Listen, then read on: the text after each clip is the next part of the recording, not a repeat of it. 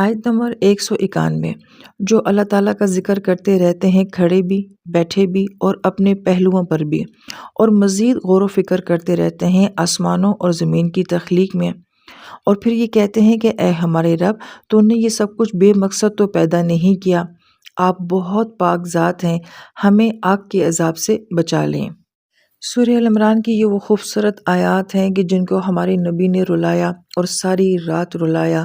ان کے اندر کا وہ فہم، ان کی روحانیت، ان کا غور و فکر اور تدبر اتنا اعلیٰ ہے کہ ہمارے جیسے گنہگار انسان بھی جب ان آیات کو سوچتا ہے تو اس کے دل میں ایک ہلچل مچتی ہے۔ تو نبی علیہ السلام جیسی ذات عالی جب ان آیات کو انہوں نے ریسیو کیا ہوگا اور محسوس کیا ہوگا تو ان پہ کس طرح کا گریہ اور کیفیت ہوگی، اس کو ہم سوچ بھی نہیں سکتے۔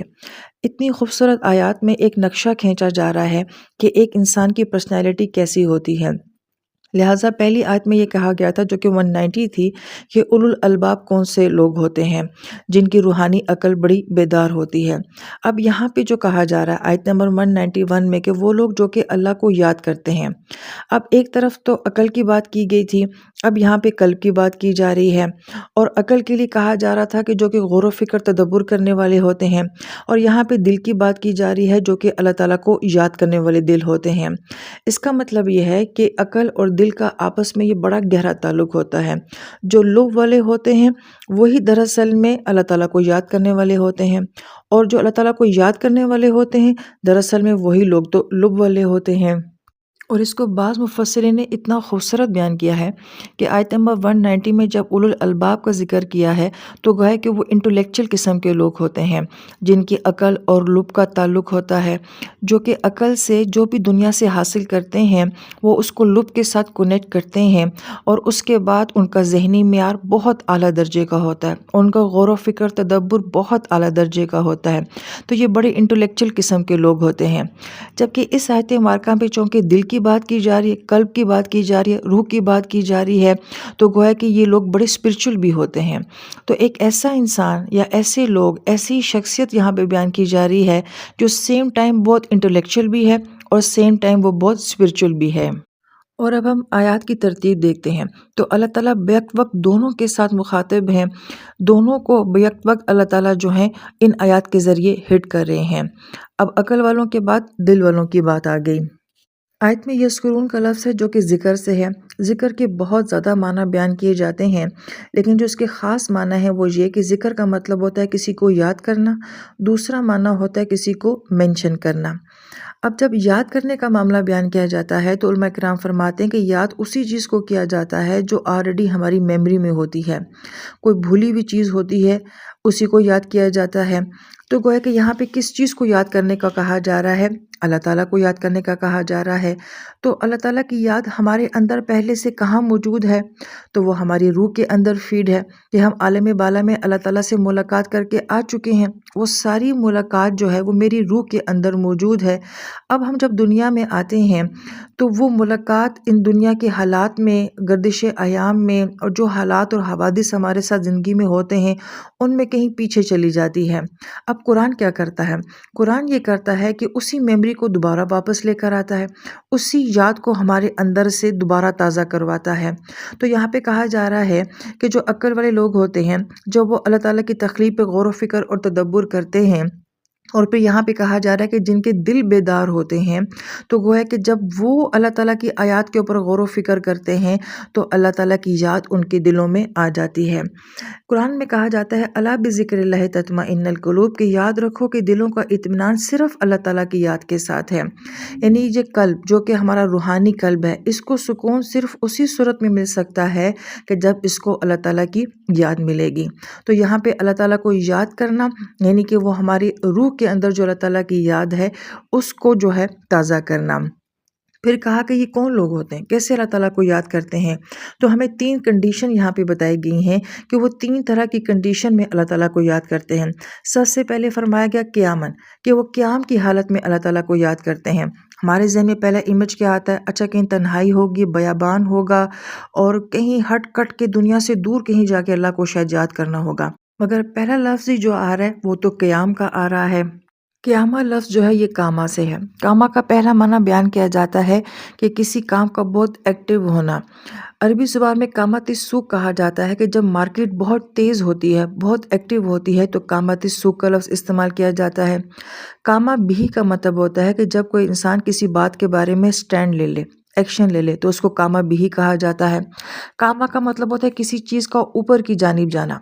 ये कुरान के बेहतरीन तरीन अल्फाज में से एक लफ्ज़ है। इहदिनस सिरातल मुस्तकीम, अकीमुस्सलाह, लक़द खलक़नल इंसाना फ़ी अहसनी तक़वीम कि किस खूबसूरत जगह पे ये लफ्ज़ आया है। बहरहाल यहाँ पे जो लफ्ज़ आया है कि क़याम की सूरत में अल्लाह ताला को याद करते हैं तो उलमा किराम ये फरमाते हैं जब ये अपनी एक्टिव लाइफ में होते हैं, अपनी चलने फिरने वाली ज़िंदगी में होते हैं, अपने कामों के दौरान ये अल्लाह ताला को याद करते हैं। तो जो खूबसूरत खूबसूरत माना यहाँ पे बयान किया जाता है वो ये कि हमें अल्लाह ताला को याद करने के लिए किसी तन्हाई की किसी ख़ास जगह की ज़रूरत नहीं होती। अगर एक इंसान अपनी एक्टिव लाइफ में अगर वो कारोबार कर रहा है मगर ईमानदारी के साथ कर रहा है, अगर वो इल्म दे रहा है ईमानदारी के साथ दे रहा है, जो इल्म लेने वाला है ईमानदारी के साथ ले रहा है, एक औरत अपने घर को संभाल रही है वफादारी के साथ संभाल रही है, जो इंसान जिस हालत में भी है, जो ड्यूटी दे रहा है, जो काम कर रहा है, जिस प्रोफेशन में भी है, अगर वो अल्लाह ताला के हुक्म के मुताबिक है, ईमानदारी के साथ है, वफादारी के साथ है, तो गोया कि वो अल्लाह ताला की याद में अपना वक्त गुजार रहा है। फिर हम औरतें क्यों परेशान होती हैं कि हम घरों में हैं, अगर हमने अपने घर को, अपनी औलाद को, अपने निज़ाम को सही तरीके से संभाला हुआ है, ये भी अल्लाह ताला की याद है। वो जो ऑफिस में बैठ के अपना ईमानदारी से काम कर रहा है, वक्त पे आ रहा है, वक्त पे जा रहा है, वो अल्लाह की याद में है। तो इस तरह से तो इंसान अपने दिन का कितना सारा हिस्सा जो है वो अल्लाह ताला की याद के साथ गुजार लेता है। बल्कि यूँ कहा जाए कि सारा दिन ही अल्लाह ताला की याद के साथ गुजर जाता है। ये बिल्कुल सही बात है। फिर दूसरी कंडीशन बयान की जा रही है क़ऊद की हालत में। अरबी ज़ुबान में बैठने के लिए जलसा का लफ्ज़ भी आता है और क़अदा का मतलब भी आता है। जलसा का मतलब होता है बहुत थोड़ी देर के लिए बैठना और उस जगह से उठ जाना। क़ऊद जैसे कि हम क़अदा करते हैं नमाज के अंदर, रिलैक्स होकर बैठते हैं, अत्तहियात पढ़ते हैं, दुरूद शरीफ पढ़ते हैं, तो उसको क़अदा कहा जाता है। तो लफ्ज़ क़अदा के अंदर जो तासुर है वो ये कि रिलैक्स होकर बैठना, सुकून के साथ बैठना। और ये कब होता है? जब हमारी सोशल गैदरिंग होती है, जब हम अपने घरों में होते हैं, तकरीबात में होते हैं, दावतों में होते हैं, महफ़िलों में होते हैं, अपनी फैमिली के साथ होते हैं, दोस्तों के साथ होते हैं, तो उस वक्त में कितनी ज़्यादा डिस्ट्रैक्शन होती हैं। मगर कहा गया नहीं, ये वो लोग नहीं हैं जो डिस्ट्रैक्ट हो जाते हैं, बल्कि ये अपनी उस रिलैक्सिंग हालत में भी, अपनी दावतों में, महफ़िलों में भी किसी का मजाक नहीं उड़ाते, किसी की गिबत नहीं करते, किसी की बुराई नहीं करते, किसी की ज़िंदगी इन्होंने मुश्किल नहीं बनाई होती है। तो गोया कि ये सब लोग क्या होते हैं, क़ऊद की हालत में भी ये अपनी फैमिली, अपने ख़ानदान, अपने दोस्तों के साथ भी अल्लाह ताला की याद के साथ वक्त गुजारे होते हैं। कितना सिंपल कॉन्सेप्ट है अल्लाह को याद करने का कि मैं महफ़िलों में भी, मैं अपनी खुशियों में भी, मैं अपनी गैदरिंग में भी अल्लाह की याद के साथ रह सकती हूँ। फिर तीसरी कैफ़ियत को बयान किया गया कि वो जब जुनूब की हालत में होते हैं। जुनूब का लफ्ज़ जो है वो जनबा से है। जनब जो है वो पहलू को कहा जाता है, एक जानिब, एक साइड को कहा जाता है। इससे क्या इमेज दिया जा रहा है कि जब इंसान अपने घर में अकेला होता है, तन्हा होता है, अपने बिस्तर पर होता है, ये उस वक्त में भी अल्लाह ताला को याद करते रहते हैं। अब अगर तरतीब देखी जाए तो सबसे पहले वर्किंग हालत को बयान किया कि जब काम की हालत होती है ये अल्लाह की याद में होते हैं। फिर उसके बाद सोशल गैदरिंग में बताया गया, ये अल्लाह ताला की याद में होते हैं। अब पर्सनल लाइफ को बताया जा रहा है, जब ये अपने घरों में होते हैं, अपने बिस्तरों में होते हैं, अपने पर्सनल रिलेशन के साथ होते हैं, तो उस वक्त भी ये एक दूसरे के हकूक़ पूरे करते हैं, एक दूसरे के लिए आसानियाँ पैदा करते हैं, तो गोया कि एक दूसरे की खिदमत करते हैं, तो ये अल्लाह ताला की याद में होते हैं। तीनों तरह की कैफियत को बयान कर दिया गया। बड़ी प्यारी बात अहले इल्म ये फरमाते हैं कि इंसान की तन्हाई को यहाँ पे बयान किया गया है। जिस इंसान की तन्हाई पाकीज़ा होती है उसकी मजलिसें भी पाकीज़ा होती हैं। जो इंसान तन्हाइयों के गुनाहों से बच जाता है वो महफ़िल के गुनाहों से भी बच जाता है। हम लोगों के सामने अच्छे होते हैं, हमारा असल मसला ये है कि हम तन्हाई में कितने अच्छे होते हैं। हम लोगों के साथ बनावटी तौर पे भी अच्छे हो जाते हैं, मगर हम अकेले में ख़ुद के साथ और अपने करीबी लोगों के साथ कैसे होते हैं। तो गोया कि ये हमारी तन्हाई को यहाँ पे डिस्कस किया गया है। तो ये अपनी तन्हाइयों में जब कोई भी इनके साथ नहीं होता तब भी ये अल्लाह की याद में होते हैं। سمپل سا فارمولہ یہ ہے کہ تنہائیوں میں جب گناہ نہیں ہوں گے تو وہ تنہائیاں بھی کس کے ساتھ ہو جائیں گی؟ جب ہم اپنے پرسنل ریلیشن کے ساتھ کچھ غلط نہیں کر رہے ہوں گے تو وہ سارا وقت بھی کس میں شمار ہو جائے گا؟ وہ بھی اللہ تعالیٰ کے ذکر میں ہو جائے گا۔ اور اس ساری کیفیت کو ان آیات کے شان نزول کے ساتھ جوڑیں کہ نبی علیہ السلام کبھی قیام میں یہ آیات پڑھ رہے ہیں، کبھی قعدے کی حالت میں پڑھ رہے ہیں، کبھی سجدے میں جا کے گریہ میں یہ آیات پڑھ رہے ہیں، تو گویا کہ نبی علیہ السلام کا قیام اور نبی علیہ السلام کا قعود اور نبی علیہ السلام کا سجود۔ اللہ تعالیٰ سے دعا ہے کہ اللہ تعالیٰ ان آیات کے ساتھ ہمارا بھی ایسا تعلق بنا دے۔ آمین یا رب العالمین۔